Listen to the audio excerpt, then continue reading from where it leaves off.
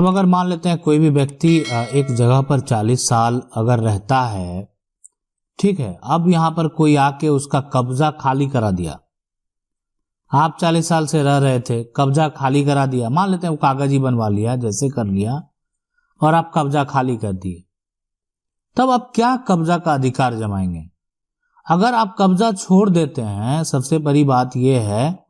तो उसके बाद ये दावा करना काफी मुश्किल हो जाएगा कि आपका वो उस पे कब्जा था, कि वर्तमान में कोई दूसरा व्यक्ति कब्जा करके अब उस पे घर बना दिया या जो भी किसी प्रकार का कंस्ट्रक्शन कर दिया। अब रही बात कि अगर वो संपत्ति मान लेते आपकी है भी नहीं, मान लेते 40 साल से आप रह रहे हैं, आपकी संपत्ति नहीं है, और कोई आता है आपको खाली करवा देता है, कागज नकली तैयार करके जो है आपको दिखाता है, तो आप फिलहाल क्या करेंगे? हाँ, रही बात कि अगर ये आपकी जमीन है,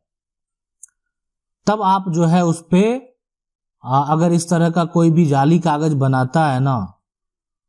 तो आप उस दस्तावेज को भी कैंसिल कर सकते हैं, साथ में उसको उस पे जो है 420 का धारा के तहत जो है उसको यहां पर लगाकर आप उस पे जो है एक्शन ले सकते हैं। कहे कि धोखाधड़ी का बात है, 420 का भी मुकदमा के साथ साथ जो है आईपीसी का धारा है 468,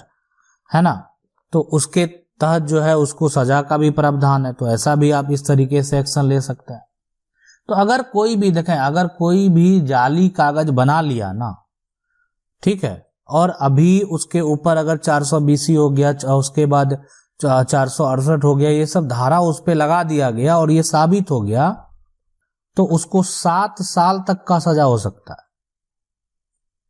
इसीलिए अगर मान लेते हैं इस तरह का समस्या है, आज जो सवाल है ये पूछ रहे हैं कि हम एक जगह पर 40 साल से रह रहे हैं, एक आदमी आता है और जबरदस्ती कब्जा करके बैठ जाता है और फ्रॉड कागज तैयार कर लेता है ना, उसको जो है कैसा क्या करना चाहिए? देखें, सीधी सी बात है, अगर वो संपत्ति आपकी नहीं है तो आपके पास जो है यहाँ पर आप लंबे समय से कब्जा थे, ठीक है, आप उस पर केस फाइल कर सकते हैं। लेकिन अगर आपकी संपत्ति वो है, आप रह रहे थे, आपकी ही संपत्ति है, और कोई आपकी संपत्ति को जबरन तरीके से कब्जा करता है, और वो भी जाली कागज बना के, सबसे पहले तो उस दस्तावेज को वेरीफाई करवा लें एक बार। अगर वो आपको स्पष्ट पता चल गया कि ये जो दस्तावेज है वो जाली है, तो आप उसके खिलाफ केस फाइल करें, है ना, उस पे धोखाधड़ी यानी फ्रॉड करने का 420 का मुकदमा, साथ साथ जाली दस्तावेज बनाने का आईपीसी 468 हो गया। इसके अलावे भी, है ना, अन्य किसी प्रकार का धोखा करना यानी आईपीसी का धारा 467 के तहत जो है उस पे आप केस फाइल करके उसको गिरफ्तार करवा सकते हैं। सवाल है सर, मेरे पिताजी डेथ हो गया है, हम लोग 2 भाई हैं, एक बहन है, बहन के ससुराल में संपत्ति पिता के जो है यहाँ पर पते से बहुत ज्यादा है ना, तब पर भी बहन अपना, देखिए यहाँ पर सीधी सी बात है, बहुत सारा संपत्ति हो, वो उसमें अगर बात करें बहन का जो हिस्सेदारी है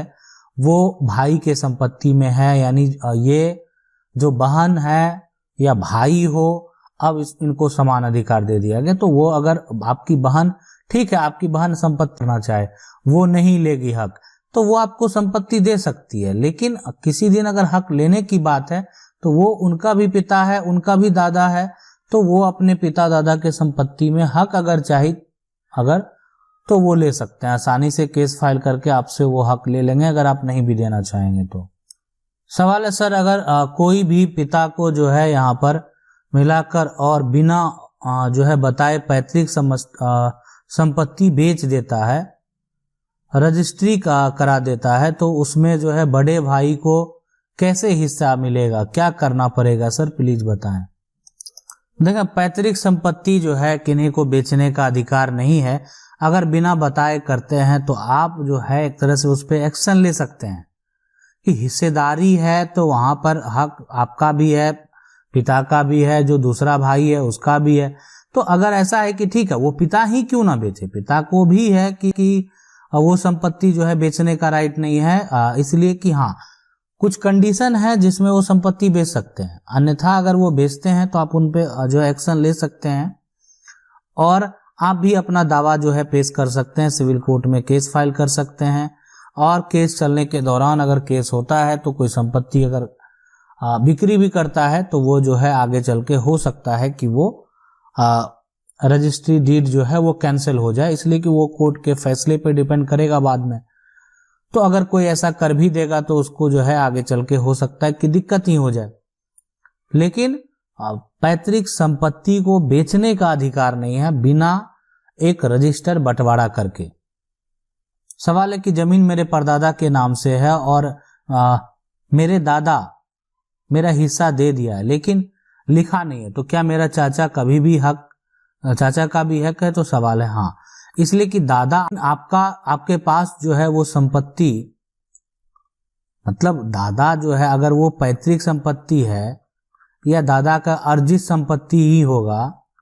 ठीक है, अर्जित ही है, बिना लिखित तौर पे आपको मिला हुआ है। कल चाचा वो केस फाइल करे कि नहीं आपने जबरन वो ज्यादा हिस्सा ले लिया है, तो बिल्कुल चाचा का हक होगा। तो जब भी अगर आप संपत्ति लिए हैं तो आपका वो लिखित होना चाहिए, लिखा हुआ होना चाहिए या किसी प्रकार का वसीयत होना चाहिए, अन्यथा कभी भी चाचा आपका हक ले सकते हैं।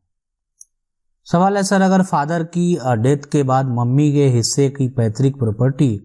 मम्मी के डेथ के बाद क्या सभी बच्चों को जो है बांटी जाती है? और अगर माँ ने अपने हिस्से की प्रॉपर्टी की वसीयत एक लड़के के नाम कर दिया तो क्या और बच्चे का कोई एक्शन नहीं ले सकता है? देखें, अगर पिता की का कोई एक्शन नहीं ले सकता है। देखें, अगर पिता की अगर मान लेते मृत्यु हो जाती है तो अब यह है कि जो एक तरह से संपत्ति है, अगर वो संपत्ति पैतृक है और वो संपत्ति आपके बाप दादा की है, तब तो अगर आपकी माँ जो है यानी मम्मी है वो अगर वसीयत कर भी देती है तो वो मान्य नहीं होगा। लेकिन अगर आपके पिता के द्वारा माँ के नाम से संपत्ति को खरीदा गया और माँ किसी एक बच्चे को वो संपत्ति दे देती है ना, एक बच्चे को संपत्ति दे देती है ना, तो आप कुछ नहीं कर पाएंगे, आप कोई भी एक्शन नहीं ले पाएंगे, इसलिए कि माँ के लिए वो संपत्ति अर्जित है और माँ स्वतंत्र है वो संपत्ति किसी भी बच्चे को देने के लिए, तो उसके बाद जो है आप कुछ नहीं कर पाएंगे। सवाल है उस पर हम खेती करते हैं, बुजुर्ग लोग अनपढ़ थे, उन्होंने खाते नहीं करवाई, अब जो है यानी यूआईटी वाले उनकी अपनी जमीन बताकर किसी बड़े ग्रुप वाले को बेचना चाहते हैं। हम जमीन को खोना नहीं चाहते हैं। देखें, अगर आपका 40 साल से कब्जा है, आप जो है एडवर्स पोजीशन का दावा कीजिए, प्रतिकूल कब्जा का दावा कीजिए और सिविल न्यायालय में बिना विलंब किए अब वो बेचना चाह रहे हैं, कहीं बेच दें तो एक थर्ड पार्टी वहां इन्वॉल्व करेंगे। उससे पहले आप उस पे जो कि आपको संपत्ति को बेचना चाहते हैं, अपना हक बता रहे हैं, तो आप उन पे दावा कर सकते हैं। अब देखें, ये डिपेंड करता है कि कोर्ट का क्या जजमेंट होता है, वो बात की बात है। आप दावा पेश कर सकते हैं अगर आपने ये संपत्ति को साबित कर दिया, या हो सकता है कि कोर्ट के द्वारा आपको मालिकाना हक दे दिया जाए, इसीलिए कि आप 40 साल से उस संपत्ति पे हैं, है ना। ऐसे तो कम से साल से उस संपत्ति पे हैं, है ना, ऐसे तो कम से कम 12 साल होना चाहिए। लेकिन अगर आप 40 साल से हैं तो आप बिल्कुल एक बार एडवर्स पोजीशन का दावा पेश कीजिए, उस संपत्ति के मालिक के ऊपर केस फाइल कीजिए, बाकी डिपेंड करता है कोर्ट के जजमेंट के ऊपर। सवाल है सर, मैंने 1982 में प्रॉपर्टी खरीदी थी, रसीद मेरे नाम से कट रही है, मगर प्रॉपर्टी बेचने वाले ने जो है वो बैनामा नहीं दिया था, उसकी मौत हो चुकी है, अब उसके वारिस नहीं बचे हैं, अब मैं प्रॉपर्टी बेचना चाहता हूं मगर बैनामा नहीं है, क्या मैं कोर्ट में केस करके बैनामा हासिल कर सकता हूं? देखें, अगर आपका जो आपने कहा कि सबसे पहले खरीदी थी, रसीद आपके नाम से है ना, अगर आपके पास रसीद है तो आप प्रयास करें, जो है आप निबंधन कार्यालय में पता करें कि रसीद के आधार पे संपत्ति का बिक्री होगा कि नहीं होगा। अगर आपका रसीद जो है एक तरह से वो कायम होगा, मतलब इसलिए कि आपका मोटेशन आपका हुआ है। तो आप पता करें कि उस आधार पे, रसीद के आधार पे बिक्री होगा कि नहीं होगा। अगर बिक्री हो जाता है तो फिर आपको दिक्कत नहीं है कि कोर्ट में चैलेंज करने के लिए। लेकिन हाँ, अगर जो है आपका बिक्री जो है एक तरह से नहीं हो रहा है, तब आपको जो है चैलेंज कर सकते हैं, और वहां पर कोई भी वहां के वारिस नहीं है तो उस आधार पे आप गवाह पेश करेंगे, ठीक है। और उसके बाद अपने पक्ष में डिग्री लेने के बाद जो है आप आगे का प्रोसेस कर सकते हैं। लेकिन पहले एक बार पता कर लें कि आपका जो स्टेट है, आपका जो राज्य है, वहां पर हो सकता है कि आपके नाम से जमीन का वर्तमान में जो है रिकॉर्ड में आपका नाम है, तो संपत्ति का बिक्री कर सकते हैं। आशा करते हैं वीडियो अच्छा लगा होगा। वीडियो अच्छा लगा, वीडियो को लाइक जरूर कर दें। चैनल को पहली बार देख रहे हैं, सब्सक्राइब करके जो बेल आइकन है उसको जरूर दबा लें। मिलते हैं अगले वीडियो में, तब तक के लिए जय हिंद।